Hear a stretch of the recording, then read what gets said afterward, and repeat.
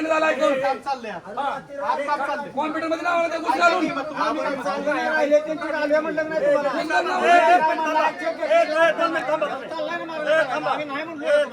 एक मिनिट इकडे बघा 10 माणसं त्या माणसं दोन्ही किंड खेळायच्या डॉक्युमेंट आणून ते पैसे देऊ शकत नाही माणसं मारायला लागले की कोणला जाऊ डावायला त्या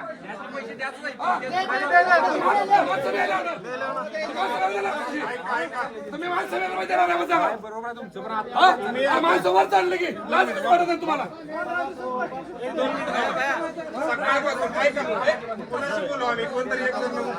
दोन्ही किंड खेळायच्या माणसं आहेत काय करायचं ना सकाळपासून 7 तास झाले जरा ऐका सगळ्यांनी. एक मिनिट ऐका, शांततेत बोलूया जरा. काय म्हणतात ते ऐकून घेऊ. काय निर्णय घ्यायचा ते आपल्या हातात आहे, पण त्यांचं एकदा ऐकून घेऊ काय विषय आहे ते. ठीक आहे. आता सकाळपासून तुम्ही पैलवान जे काय 7 तास आमच्या या सगळ्या शेतकऱ्यांचं, भले आमच्या शेतकऱ्याच्या वेळेला किंमत नाही समजून चालूया. नेते पुढारी अधिकारी यांच्या वेळेला जास्त किंमत असते या देशामध्ये. काय केलं 6 तासामध्ये हे आम्हाला सांगा. आमच्या ह्या ज्या काय मागण्या आहेत त्यावर अंमलबजावणी करण्यासाठी प्रशासनाकडनं काय हालचाली केल्या एवढं सांगा. डबल नाव आहे तुमच्या नावाला ते पैसे भरायचे. कारखान्याला ऊस आलेला आहे त्यांच्याकडे नाव नाही का पैसे आलेले कुठे गेला ऊस घातलेले जाऊ द्या. पैसे तुम्ही द्यायची व्यवस्था केली आहे का नाही आम्हाला? कधी मिळणार पैसे?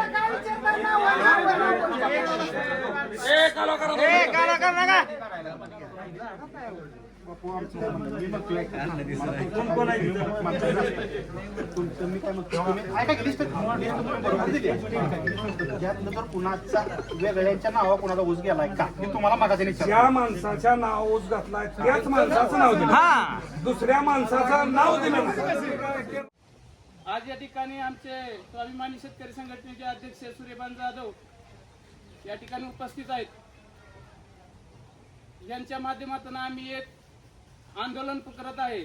जर नाहीत पैसे दिले आज 24 तासाच्या आत, तर आम्ही इथं उपस्थित असणारे शेतकरी तरी जागा सोडणारच नाही. पण एक आंदोलन आम्ही अर्धनग्न आंदोलन इथं केल्याशिवाय स्वस्थ बसणार नाही. गाव गोळवाडी तालुका बायसरस जिल्हा सोलापूर. 21 नोव्हेंबर ते 29 नोव्हेंबर ऊस घातलाय. आज टाकाची रुपया बिल दिली नाही. तिथं अशी शेतकऱ्यांची अवस्था आहे. 4-2 शेतकऱ्यांना डायलिसिस आठवड्यात 2 बार करावं लागते. 4 पेशंट कॅन्सरचे येते. 1ही रुपया शेतकऱ्याला पैसे दिले नाही. आणि आज एक तारीख, प्रत्येक 20 तारीख, 30 तारीख, 1 तारीख, आज मॉर्गेज आणि उद्या मॉर्गेज. आतापर्यंत 10 ते 15 महिने मॉर्गेज झाले. 1ही रुपया शेतकऱ्यांना. जर पैसे नाही तर आम्ही ते दारात उठणार नाही. आता इथून ह्यांचं 15-20 मिनिटाची वाट बघतोया. डायरेक्ट कडेगावला ह्यांच्या दाराजवळ बसणार आमदार शर्माच्या कारखान्यात.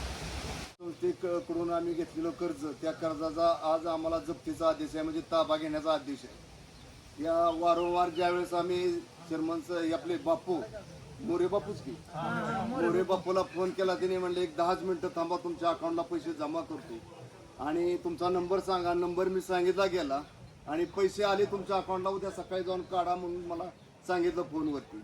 पण सिंगल रुपया बँकेत आलेला नाही. आणि आमच्या अशा पद्धतीने या लोकांनी फसवणूक केलेले. आज आम्हाला जीव देण्याशिवाय दुसरी कुठली पर्याय नाही.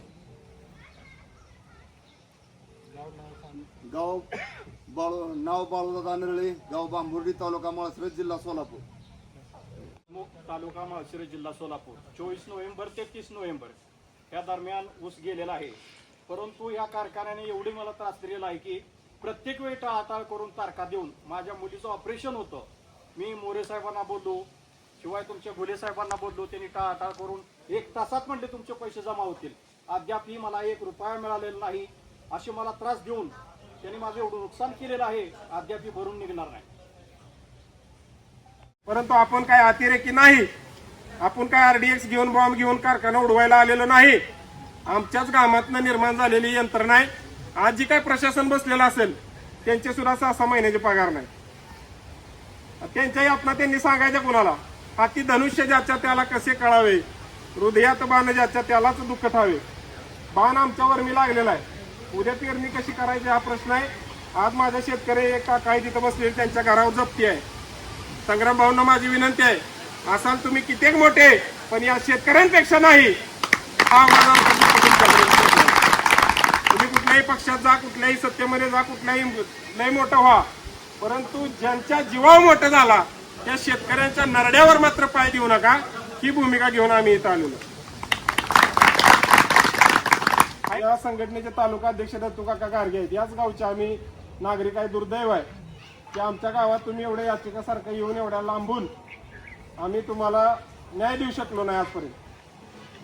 परंतु इथून पुढे शब्द देतो काकांच्या उपस्थितीमध्ये. आणि मी सुद्धा शिकलेलो आहे. दिल्लीला ग्रॅज्युएशन पोस्ट ग्रॅज्युएशन करून इस्रायल सिंगापूर उच्च शिक्षित झालेला शेतकऱ्याचा पोरगा आहे.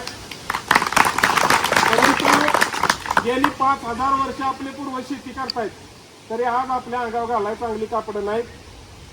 ही दुर्दैव आहे. आपलं पैसे घेतल्याशिवाय आज उठायचं नाही.